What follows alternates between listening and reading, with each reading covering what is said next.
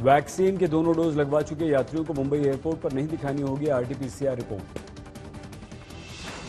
महाराष्ट्र में राजनीतिक सरगर्मी, मुख्यमंत्री उद्धव ठाकरे से मिलने वर्षा पहुंचे शरद पवार। महाराष्ट्र कांग्रेस अध्यक्ष नाना पटोले बोले, एनडीए सरकार को रिमोट कंट्रोल से चलाते हैं शरद पवार। मुंबई के पूर्व पुलिस कमिश्नर परमबीर सिंह के खिलाफ जांच, एंटी करप्शन ब्यूरो को महाराष्ट्र सरकार ने दी इजाजत।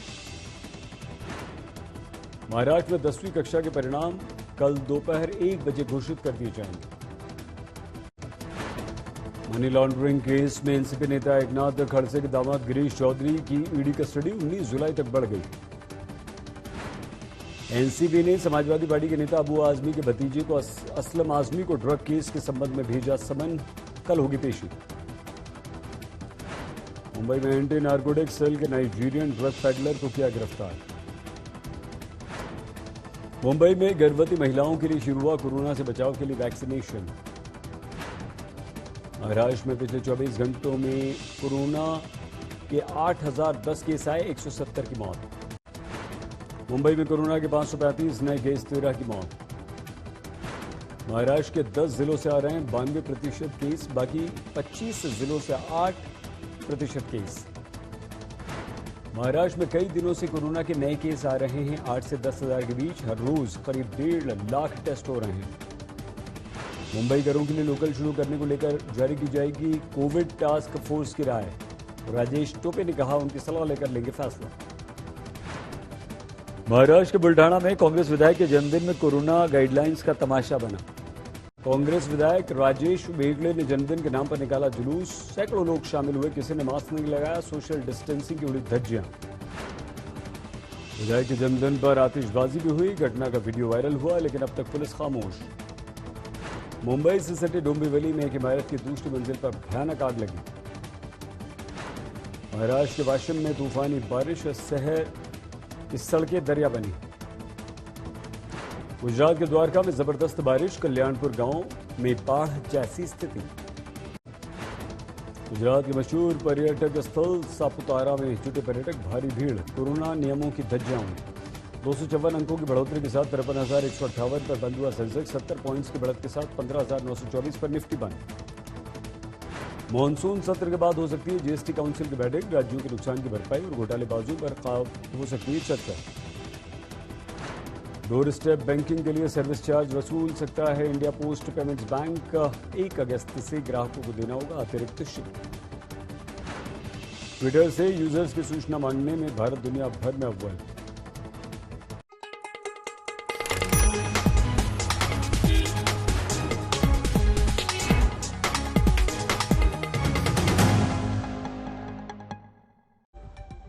नमस्कार, आप देख रहे हैं आज तक, आपके साथ मैं हूं सईद अंसारी। स्वागत है आपका मुंबई मेट्रो में। महाराष्ट्र कांग्रेस के अध्यक्ष नाना पटोले रोज एमवीए सरकार पर निशाना साधते हैं, जिसका उनकी पार्टी कांग्रेस हिस्सा है। अब नाना पटोले ने कहा है कि शरद पवार महाराष्ट्र सरकार को रिमोट से चलाते हैं। ऐसा बताया जा रहा है कि एनसीपी और शिवसेना के नेता उनकी इस बयानबाजी से काफी नाराज हैं।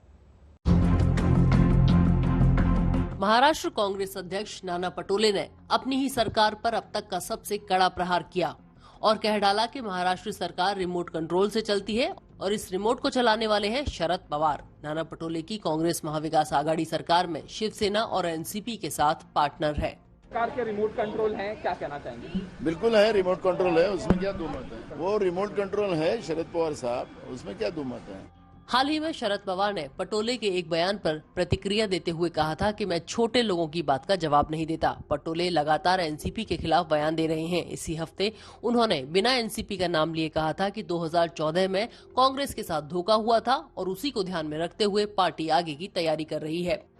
वो क्या बोल रहे हैं उनका प्रश्न है, उसके बारे में रिएक्शन देने की आवश्यकता मुझे महसूस नहीं हो रही। लेकिन सर, वो रिमोट कंट्रोल बता रहे हैं और जो महाराष्ट्र सरकार के रिमोट कंट्रोल है, उनके बयान को किस तरह देंगे, क्योंकि बार-बार वो इस तरह बयान दे रहे हैं। ठीक है, किसी को क्या कहना है वो उनका प्रश्न है, मैं इसके ऊपर कुछ बयानबाजी नहीं करूंगा।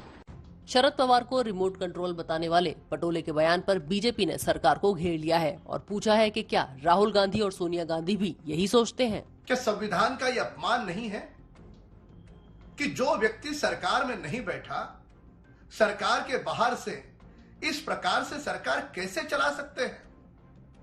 और साथ साथ में कांग्रेस ने यह भी प्रयास किया कि महाराष्ट्र के राजगद्दी पर मुख्यमंत्री पद पर जो शिवसेना के मुखिया उद्धव ठाकरे जी बैठे हैं, वे केवल और केवल नाम मात्र के मुख्यमंत्री है, उनके पास किसी भी प्रकार के अधिकार नहीं है। हाल ही में पटोले ने आरोप लगाया था कि राज्य सरकार उनकी गतिविधियों पर नजर रख रही है, क्योंकि वो महाराष्ट्र में कांग्रेस को मजबूत कर रहे हैं और उससे शिवसेना एनसीपी को अपनी जमीन खिसकती नजर आ रही है। हालांकि बाद में वो अपने बयान से पलट गए थे और कहा कि वो केंद्र सरकार पर आरोप लगा रहे थे। मुंबई से पंकज उपाध्याय के साथ आज तक ब्यूरो। मुंबई से सटे ठाणे के कल्याण में एक ऐसा मामला आया है। एक अमीर आदमी रोल्स रॉयस कार का मालिक है, लेकिन 34,000 रुपए की बिजली चोरी का इन पर आरोप है। नाम इनका संजय गायकवाड़ है, शिवसेना के पदाधिकारी हैं। बिजली विभाग ने 15,000 रुपए का जुर्माना लगा दिया है।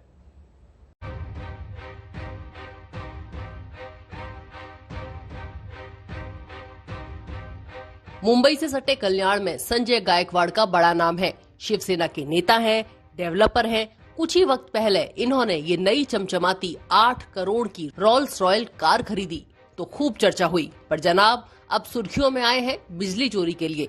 शायद कार की खरीदारी में ज्यादा रुपए खर्च हो गए। बिजली विभाग ने मामला दर्ज किया है तो इन्होंने बिजली के बिल के साथ 15,000 रुपए का जुर्माना भी भरा है। संजय गायकवाड़ का कहना है कि उन पर 34,840 रुपए की बिजली चोरी का आरोप गलत लगा है। ये किसी का षड्यंत्र है। माझ्यावरती चुकीचा आरोप केलेला आहे, पण जेही काय असेल ते मी भरायला तयार आहे आणि त्याचा दंड पण असेल ते पण भरण्यास मी पात्र आहे। बिजली वितरण कंपनी के अधिकारियों को इस साल मार्च के महीने में बिजली चोरी की भनक मिली थी, जो संजय गायकवाड़ की एक कंस्ट्रक्शन साइट पर की जा रही थी। इसके बाद संजय गायकवाड़ को 34,840 रुपए का बिल और 15,000 रुपए का जुर्माना भरने के लिए कहा गया। 3 महीने तक गायकवाड़ ने बिल और जुर्माना नहीं भरा तो अधिकारियों ने शिकायत दर्ज करवा दी। अब वो जुर्माना और बिल दोनों ही भर चुके हैं। कल्याण सर्किल 1 के फ्लाइंग स्क्वाड ने कल्याण स्थित 30 गांव में एक कंस्ट्रक्शन साइट को चेक किया था, जहां पर यह पाया गया कि मीटर बाईपास करके डायरेक्ट बिजली चोरी की जा रही है। इसके पश्चात विद्युत अधिनियम 2003 की धारा 135 के तहत कानूनी कार्रवाई करते हुए ग्राहक को असेसमेंट का बिल भेजा गया, जो ग्राहक भरने में नाकामयाब रहे। उसके पश्चात ग्राहक के विरुद्ध महात्मा फुले पुलिस स्टेशन में धारा 135 के तहत प्राथमिकी दर्ज की गई, जिसके बाद ग्राहक ने असेसमेंट 35,000 रुपए और कंपाउंडिंग 15,000 रुपए का भुगतान कर दिया। ठाणे से मिथिलेश गुप्ता के साथ आज तक ब्यूरो। कोरोना अभी खत्म नहीं हुआ है। महाराष्ट्र में हर रोज 8 से 10,000 के बीच कोरोना के केसेस आ रहे हैं, लेकिन फिर भी नेता अपनी नेतागिरी चमकाने के लिए लोगों की जान खतरे में डालने से बाज नहीं आ रहे। बुल्ढाना में कांग्रेस के विधायक ने अपने जन्मदिन पर जुलूस निकाल दिया।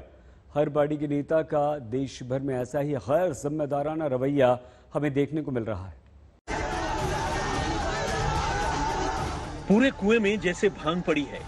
देखिए, ये है बीजेपी के राजस्थान के अध्यक्ष सतीश पुनिया। अलवर में जब पुनिया पहुंचे तो कार्यकर्ताओं ने उन्हें कंधे पर बिठा लिया। चाल देखिए, चेहरा देखिए और चरित्र देखिए, क्योंकि ये बीजेपी नेता हैं। इनकी पार्टी चाल, चेहरे और चरित्र की बात करती है।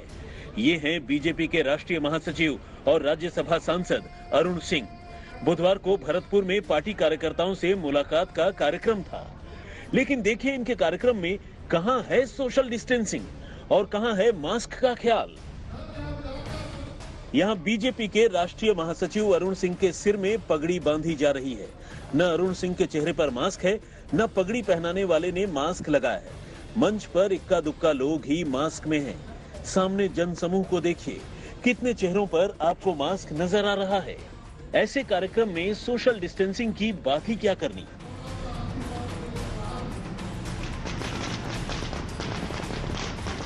यहाँ देखिए, यहाँ नेताजी का जन्मदिन मनाया जा रहा है।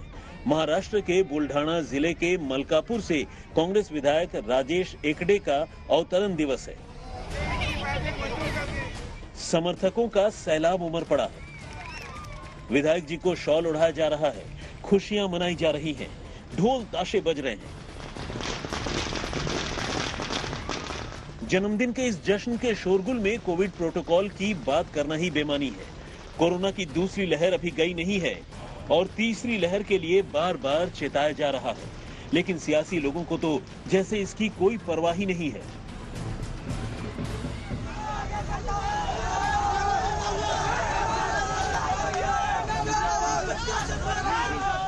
ये तस्वीरें यूपी के अलीगढ़ जिले के कोल तहसील की हैं, जहां समाजवादी पार्टी के कार्यकर्ताओं ने डीजल पेट्रोल की बढ़ती कीमतों को लेकर प्रदर्शन किया।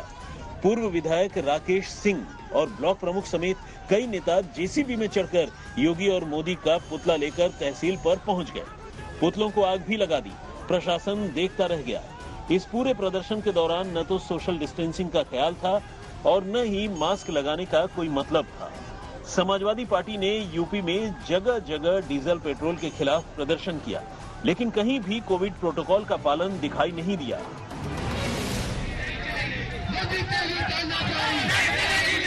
मुजफ्फरनगर हो या लखीमपुर खीरी, शाहजहांपुर हो या कानपुर, समाजवादी पार्टी कार्यकर्ताओं ने जगह जगह तामझाम के साथ प्रदर्शन किया, लेकिन न तो किसी को मास्क का ख्याल था और न ही किसी को सोशल डिस्टेंसिंग ही याद थी तो बस सियासत।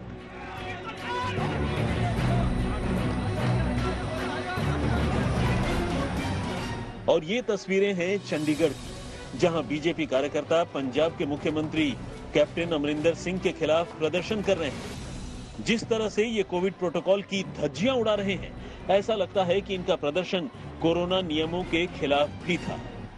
आज तक ब्यूरो।